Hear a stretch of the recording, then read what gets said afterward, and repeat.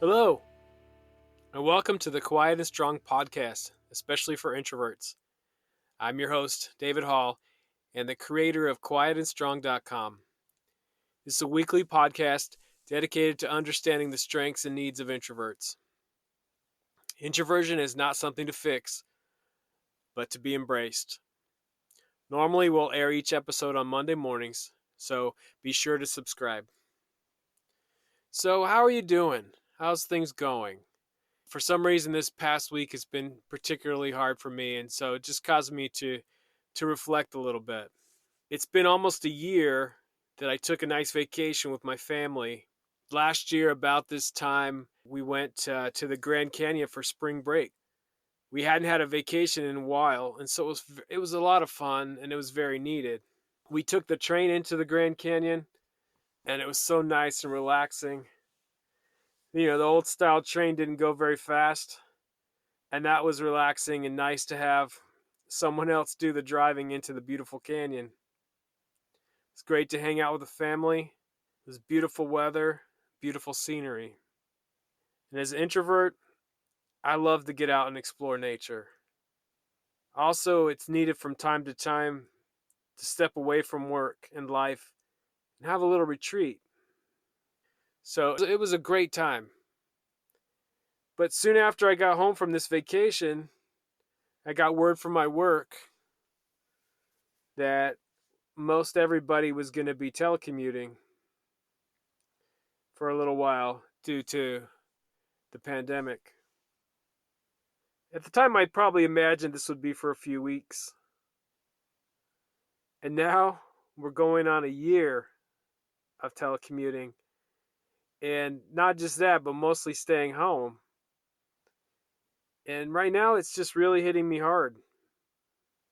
Since that nice trip to the Grand Canyon, we've taken a few day trips here and there into nature, but definitely not enough. We haven't stayed overnight anywhere for a longer trip. I've enjoyed the benefits of working at home, but there's things I miss about work, the home life I used to have, and these things are starting to settle in for me now that we're going on a year. I think it'd be a little easier to cope if I knew what the future holds, but no one does. No one does right now. I enjoy working from home, and there's a lot of great benefits. But sitting in the same chair and not getting much movement, it is really starting to get old. And while I'm trying to get everything for work done and my business and many other things, and trying to help my family stay sane while they're having similar feelings to me. So what do you do in this situation? What do you do to regain your peace? Are there strategies as an introvert that may be different for you to regain your peace and avoid feelings of overwhelm? So I'm a strong believer that we do have the power to change our lives by changing our thoughts. Sometimes negative thoughts set in and can get the best of us. I was listening to a podcast just the other day on changing your thoughts, and the host mentioned that classic book, The Power of Positive Thinking by Norman Vincent Peale. I'd heard of it, and so I decided to start reading it. I'm going to read a couple quotes from the first couple of chapters. The first one I think introverts will especially like. He says, "Another effective technique in developing a peaceful mind is the daily practice of silence. Everyone should insist upon no less than a quarter of an hour of absolute quiet every 24 hours. Go alone into the quietest place available to you and sit or lie down for 15 minutes and practice the art of silence. Do not talk to anyone, do not write, do not read." Hopefully you're able to do that.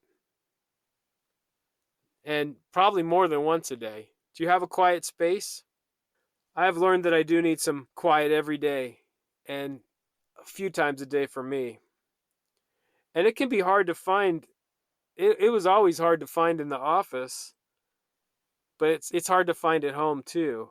There's 5 of us living here, and we're here all the time. So what's your situation like? Maybe you're getting the right amount of quiet, and I really hope so. And I also hope that things aren't too quiet for you. Yeah, it's possible that an introvert can have too much quiet. It may be hard to believe, but I hope that you're getting the right balance of quiet for you. One thing I do is I get up earlier than the rest of my family to find quiet, but that's not enough.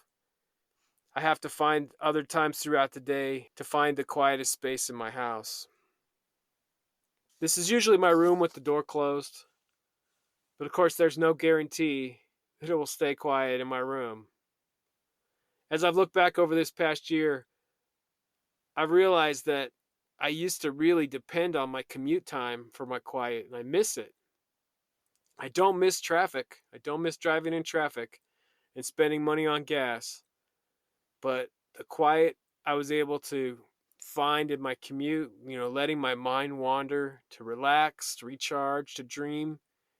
And sometimes I came up with the most brilliant ideas while I had this quiet time. So, how do you find your quiet? Was this different for you in 2020 and beyond? Here's another great quote from The Power of Positive Thinking. Saturate your thoughts with peaceful experiences, peaceful words, and ideas, and ultimately you will have a storehouse of peace producing experiences to which you may turn for refreshment and renewal of your spirit. It will be a great source of power. End quote. What are some peaceful memories that you have? The Grand Canyon trip and other trips out into nature, they were very good for me. And they're good to think back on. For Christmas, I got my wife a little printer that she could hook up to her cell phone and print pictures. It's kind of like a Polaroid for you old timers. So I did get it for her, but she's really nice. And so she made us both a set of pictures from some of our trips that we've taken. And I have some pictures, just above my computer on my desk. And it's nice to see me and my wife and kids out having fun in nature. And, that does make me very happy. So, do you have some good pictures? Maybe they're on your phone. Or another thing, as an introvert, it's nice, a gift that we have is we have great imaginations. So, hopefully, you can call up pictures of those great memories that you have when you need to. Do you have favorite things to read that inspire you? Maybe it's some well read passages or something new. Do you listen to inspiring books or podcasts or YouTube videos?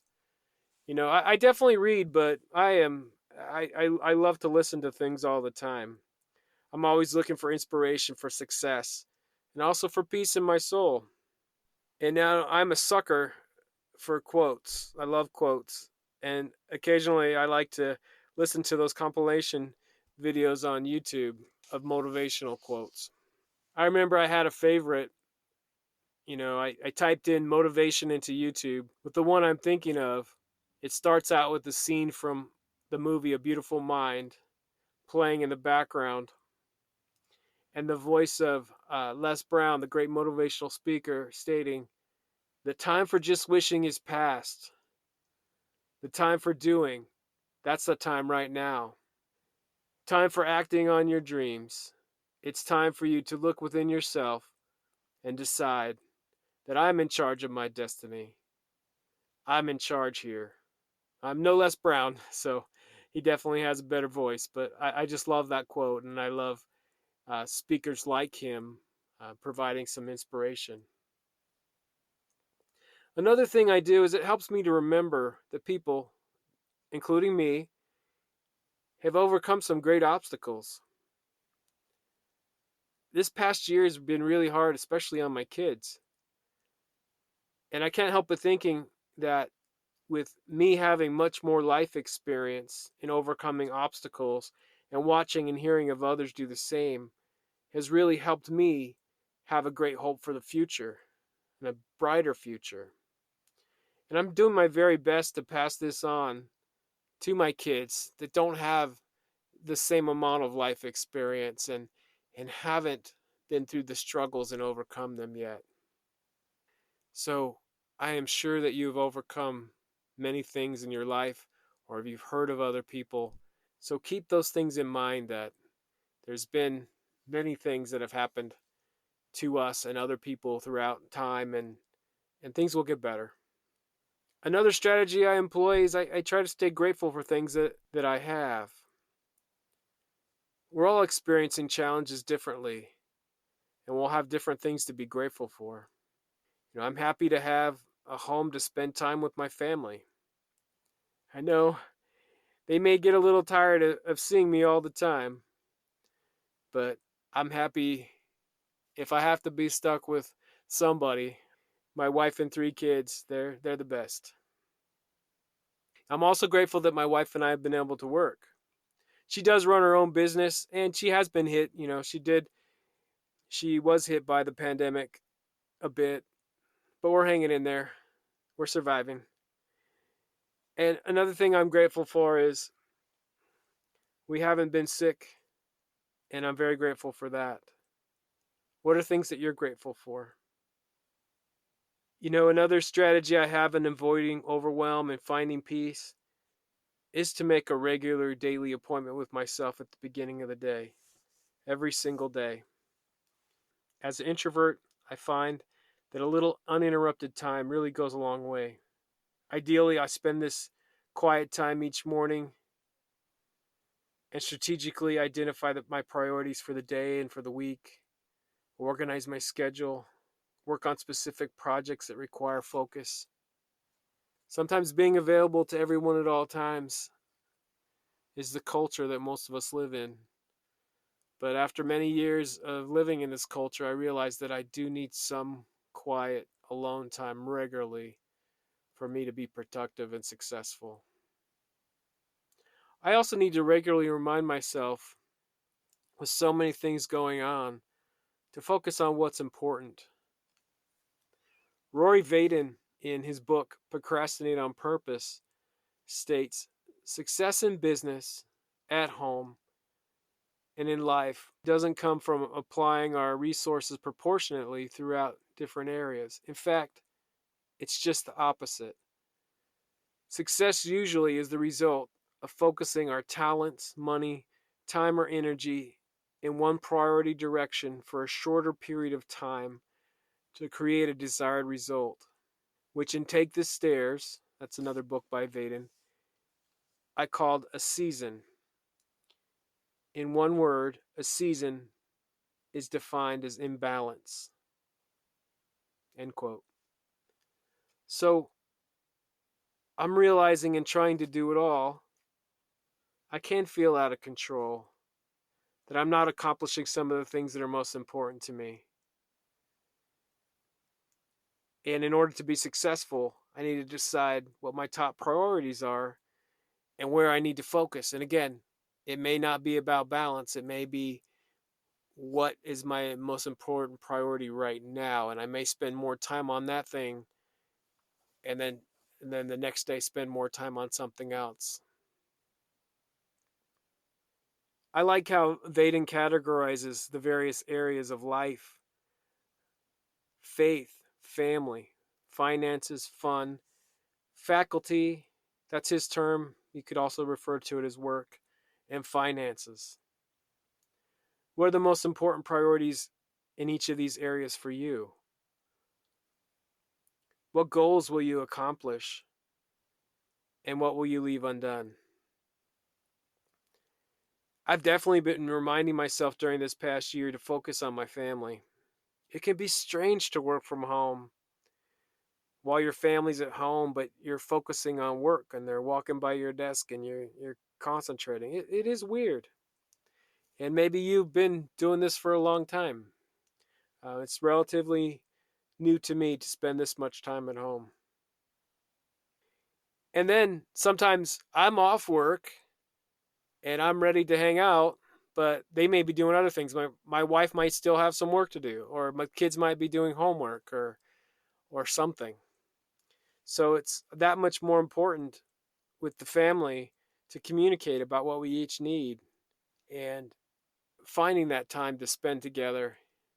Because even though we're in the house all day, like I said, the kids are in school, me and my wife are working. So it's not that we're spending all of our time together. And then realizing your goals, it's not about checking off a lot of to dos off a list, but really deciding what's most important to you, identifying what activities you should do to schedule your goals, and then setting those activities into action.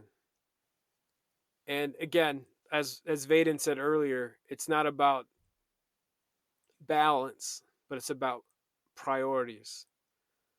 Some days you may need to spend more time on a particular project, and some days you may need more of a break. Maybe you need time alone, or maybe you need some time with your family or friends. So, again, it's not necessarily having the same amount of activity every day on each thing. So, what are your priorities? Another key for finding peace and avoiding overwhelm is to take some time to reflect on these priorities. Introverts are the masters of reflection, so find that quiet time. What this would look like for me is I would think about and list my various roles. I'm a husband, a father, a brother, supervisor, an employee, podcaster, and then think about the various areas of my life, such as faith and family and fitness, fun, work, and finances. And then think about the goals I have and refine some of those old goals, and then probably setting some new ones. And then referring to these lists of roles and goals is very helpful when I'm getting caught up in the day to day work activities and other, there's so many fires that pop up every day.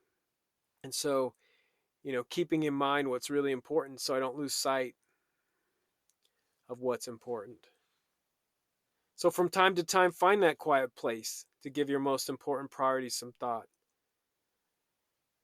You do have a great gift of reflection as an introvert, but you have to give yourself some time and have a space to use that gift to have some deep thought. What are the major things you want to accomplish? What are some short term goals? What are some long term goals? What are the big lifetime goals you want to accomplish? And what are the day to day things you need to do? What do you want to do? What does an ideal day look like for you? Are there anything that you need to stop doing? So, one of my goals that I currently have is writing my next book. I've been working on it, but not enough. Completing the book has been a goal of mine since I finished the first one. And I learned in order to achieve this goal, I have to set the time, focus, and sometimes imbalance, like I did with my first book. I need to make a plan of how I can accomplish it. As I was writing the first one, I'd hear over and over again from other authors that you need to carve out a regular time to write. And often this is daily. I also know that in order to write, I need to be a reader. I need to engage in the world of ideas. And it's not that I'm taking other people's ideas, but other people's ideas help spark some of my own original ideas. And so I need to be able to take that time to write and to read. So, I looked at experts in the field and see what their strategies were. And, there's many authors that share their best practices, and I spent time learning from those. And now I need to do it all over again.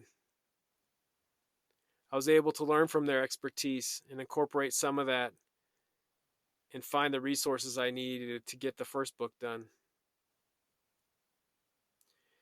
So, what are your most significant goals and what will you need to accomplish them? And again, it's not about just a daily to do list.